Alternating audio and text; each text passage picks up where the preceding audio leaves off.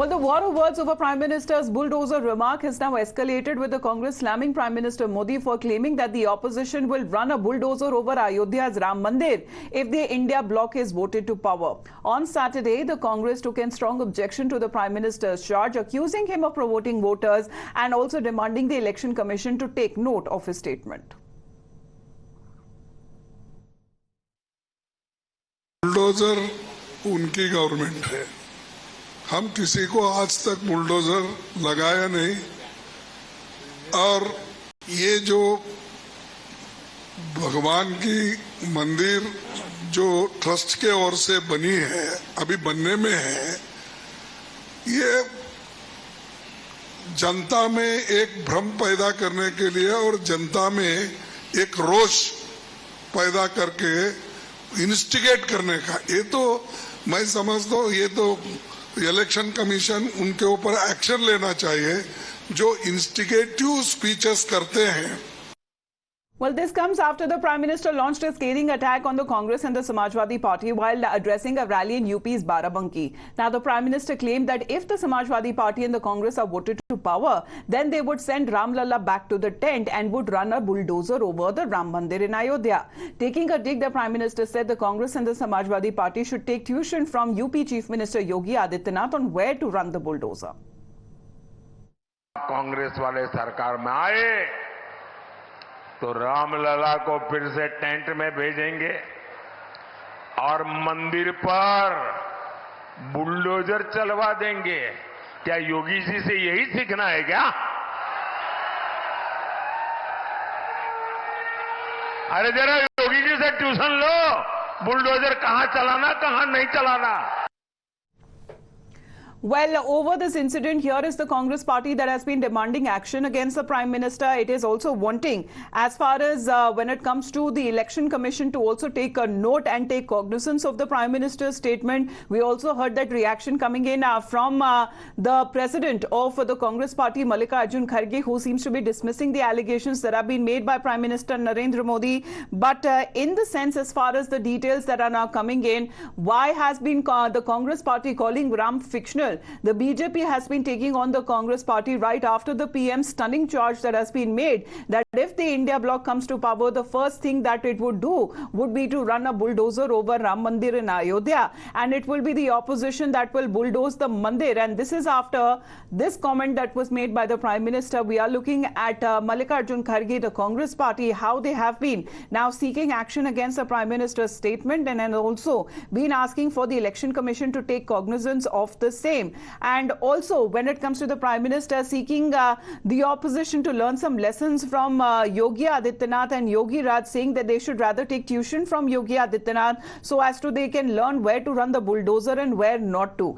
But this is the politics over Ram Mandir now seems to be taking, as the Congress is now upping the ante against the BJP and now seeking action on the Prime Minister's bulldozer remark, saying that the Prime Minister is provoking the voters. This is when the Congress party is now seeking that the Election Commission of India takes cognizance, takes note of the Prime Minister's statement. We have Pragya with us right now. Pragya, we're looking at politics over Ram Mandir, the bulldozer remark that was made by Prime Minister Modi.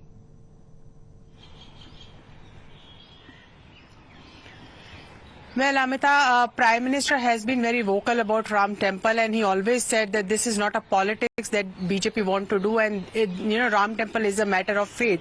However, Congress has always accused Prime Minister and BJP of doing the politics that is surrounded around Hindus only, and this is exactly the charge that has been made by the Congress. But Prime Minister has also because everyone knows that the Ram Temple is also a issue of faith and belief also, and Prime Minister has time and again said, in fact, recently he also said that if Congress comes back to power, they can, they can turn around the judgment that was given by the Supreme Court on Ram Temple, which was the construction of Ram Temple. And citing an example, Prime Minister had in previous addresses also said that there is a Congress leader who left party recently and who in fact revealed that after the judgment, Rahul Gandhi called a meeting of the party leaders and said that if Shahbano judgment judgment can be repealed, then so can this Ram Temple judgment be. So in a way, Prime Minister is also telling the voters that this is the intent of Congress party,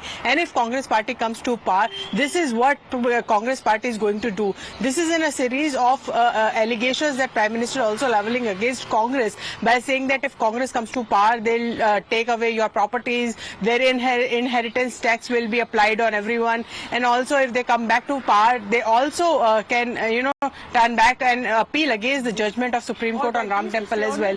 So in a way, Pramod Krishnan जी हमारे साथ phone line पे जुड़ गए। आचार्य जी नमस्कार sir. प्रधानमंत्री नरेंद्र मोदी जहां तक bulldozer action की बात करते हुए नजर आ रहे हैं, उनकी तरफ से ये कहा गया कि अगर ऑपोजिशन और कांग्रेस की सरकार अगर केंद्र में बनती है तो बुलडोजर चल जाएगा अयोध्या में। उसी को लेकर मल्लिकार्जुन खड़गे जी ने नाराजगी जाहिर करी और वो चाह रहे हैं कि कम से कम election commission of India note ले प्रधानमंत्री की स्टेटमेंट का। देखिए, मल्लिकार्जुन खड़गे जी ने तो खुद ही पब्लिक डोमेन में ये बात कही है कि अगर नरेंद्र मोदी तीसरी बार प्रधानमंत्री बन गए तो सनातन की सरकार आ जाएगी, सनातन का राज आ जाएगा। तो दूसरा, अभी भी उन्होंने परसों भी ये कहा कि ये फिर से मनुस्मृति लागू कर देंगे। तो कुल मिलाकर के जो मल्लिकार्जुन खड़गे जी हैं, या उनके सुपुत्र ने क्या बयान दिया था, मल्लिकार्जुन खड़गे के सुपुत्र ने कहा था सनातन इज ए डर्टी वर्ड। तो ये लोग सनातन के खिलाफ हैं। तो प्रधानमंत्री मोदी ने कुछ गलत नहीं कहा है। प्रधानमंत्री जी ने जो कहा है बिल्कुल ठीक कहा है। इनके मंसूबे हैं कि अगर इनकी सरकार बन गई तो ये राम मंदिर के फैसले का रिव्यू करेंगे। ये इनके मंसूबे हैं, इनका इरादा है कि अगर इनकी सरकार बन गई, अखिलेश यादव जिस सरकार में होंगे, तेजस्वी यादव जिस सरकार में होंगे, स्टालिन जिस सरकार में होंगे, जो सनातन को मिटाने की सौगंध खाते हैं, ये जब ये इस सरकार में होंगे, कांग्रेस जिस सरकार में होगी, तो फिर ये 370 को दोबारा लागू कर देंगे। ये तो ये खुद कहते हैं। राम मंदिर के फैसले का रिव्यू कर देंगे, ये खुद कहते हैं। तो प्रधानमंत्री जी ने जो कहा है वो बिल्कुल ठीक कहा है, मैं उसका समर्थन करता हूँ। और इनकी ये चर्चाएं होती थी, मैं तो कांग्रेस में 30 साल रहा हूँ, इनकी कितनी बार चर्चाएं होती थी कि राम मंदिर के फैसले से हिंदू पोलराइज हो रहा है और किसी भी सूरत में अगर भारत में सत्ता पानी है तो हिंदुओं को डिवाइड करना है, हिंदू जनमानस को डिवाइड करना है। हिंदू अगर यूनाइटेड हो गया तो इसका फायदा बीजेपी को मिलेगा। इसलिए ये अपनी सभाओं में, अपने भाषणों में कभी भी हिंदू शब्द का प्रयोग नहीं करते। कभी बहुसंख्यक कहते हैं, कभी मेजोरिटी कहते हैं। इनका कोई नेता राम राम नहीं करता, इनका कोई नेता वंदे मातरम नहीं करता, इनका कोई नेता भारत माता की जय नहीं करता। तो ये तो इनके इरादे हैं। ये कोई अयोध्या आज तक नहीं गया। क्यों नहीं जाते अयोध्या? अयोध्या के आसपास जाते, इन्हें राम से नफरत है, राम मंदिर से नफरत है जी। बिल्कुल प्रधानमंत्री जी की बात में दम है कि अगर इनकी सरकार बन गई तो ये राम मंदिर को हटा सकते हैं, राम मंदिर को बैन कर सकते हैं। जी चलिए, धन्यवाद आपका आचार्य जी। Thank you. हमारे साथ जुड़ने के लिए कांग्रेस पार्टी की तरफ से हमारे पास रत्नाकर त्रिपाठी जी भी हमारे साथ जुड़ गए। त्रिपाठी जी नमस्कार, आपको मेरी आवाज आ रही है सर? नमस्कार, सुप्रभात, बताइए। Good morning sir. ये बात जो आप क्या कहना चाहेंगे, क्योंकि प्रधानमंत्री नरेंद्र मोदी जो कहते हुए नजर आए कि अगर कांग्रेस पार्टी की सरकार अगर केंद्र में बन जाएगी, इसका मतलब एक तरीके से बैन लग जाएगा अयोध्या में, राम मंदिर पर बुलडोजर जला दिया जाएगा, इसके ऊपर आप क्या कहेंगे? वो जो उनकी मंशा है वो बता रहे हैं ना। पूरे देश पे बुलडोजर कौन चला रहा है? एक आदमी घर में अपराध करता है, अभी उसका अपराध सिद्ध नहीं होता है, पिता माँ की कमाई पे बुलडोजर चला दिया जाता है, लोग सड़क पे आ जाते हैं। जो बुलडोजर चलाता है उसको वही दिखाई देगा ना। ये धर्म बेचते हैं ना। धर्म बेचने का, धर्म का सबसे बड़ी चीज होती है जो धर्म बेचता है, वो ये डराता है कि अगर तुमने ऐसा किया तो धर्म खत्म हो जाएगा, तुमने वैसा किया तो धर्म खत्म हो जाएगा। बोलते हैं कि विकास हुआ है तो विकास पे वोट मांगे, राम मंदिर ध्वस्त कर देंगे। अब ये बोलना अच्छा नहीं लगता, लेकिन मुझे लगता है कि प्रधानमंत्री की जो मानसिक स्थिति है अब थोड़ी सी गड़बड़ा गई है चुनाव को हारने को लेकर के। तो निश्चित तौर पर आचार्य प्रमोद कृष्णन जी से भी हो रही थी थोड़ी देर पहले आपसे। प्रमोद कृष्णन जी वो व्यक्ति है जिन्होंने इसी बनारस के गुदौलिया में खड़े होकर के 22 के चुनाव में बोला, कांग्रेस को इन लोग ने गिराया है, बोला कि हमने इस देश को एक तिरंगा दिया, तुमने इस देश को एक लफंगा दिया। प्रधानमंत्री को लफंगा बोला। उसके बाद वहीं पे खड़े कांग्रेस के उन्होंने उस बात को बोला कि अगर हम जीत गए तो बनारस के गुजरातियों को मार के भगा देंगे। मेरी बात का विश्वास ना हो तो आप काशी के दशाश्वमेध थाने में इनके ऊपर FIR है इस बात को लेकर के। जी, लेकिन आज वो प्रधानमंत्री मोदी के स्टेटमेट का समर्थन करते हुए नजर आए रत्नाकर। अरे भैया, तो अगर उनको लफंगा बोलने समर्थन कर रहे हैं तो अयोध्या क्यों नहीं गया? अरे मैं फिर कह रहा हूँ, कांग्रेस पार्टी आपने मुझे बुलाया तो मैं आ गया, तो क्या मेरी मजबूरी है क्या कि मैं आपके चैनल पे आऊं? आप बोले तभी आओ, ये मजबूरी है नहीं ना। तो जिसको जब जाना होगा जाएगा। मैं तो फिर कह रहा हूँ ना कि काशी में मार्च 22 चुनाव में इनके खिलाफ FIR है। ऐसे ही लोगों ने कांग्रेस को डुबोया है ना। आज बगल गिर होके खड़े हैं, इन्होंने यही बोला था, फिर मैं रिपीट कर रहा हूँ कि हमने इस देश को एक तिरंगा दिया, तुमने इस देश को एक लफंगा दिया। मैंने थोड़ी बोला है। ये मानसिक रूप से विक्षिप्त लोगों की एक जमात है। अब उसके बारे में अब क्या मैं स्टेटमेंट दूं? चलिए, अरे क्या किया उस पर बोलिए। बोल रहे हैं कि बुलडोजर चला देंगे, कर देंगे, धमका रहे हैं ना इस देश की धर्मपरायण जनता को। मैं तो काशी में हूं ना जी, जो धर्म का केंद्र है जी, मैं नहीं हूं उनके साथ। काशी में वो जब वोट पाते हैं तो 2 लाख 3 लाख लोग 4 लाख उनके खिलाफ वोट देते हैं ना जी। इस देश में 37.4% लोगों ने बीजेपी को वोट दिया जी, और समझिए 62.3% लोगों ने नहीं दिया जी। उनका ये कहना था कि वो इंटेंशन जाहिर कर रहे हैं कि आखिरकार कांग्रेस पार्टी की क्या होगी अगर केंद्र में उनकी सरकार बन गई तो। रत्नाकर जी, आपका बहुत बहुत धन्यवाद सर, आपने हमसे बात करी टाइम्स नाउ पर, धन्यवाद आपका।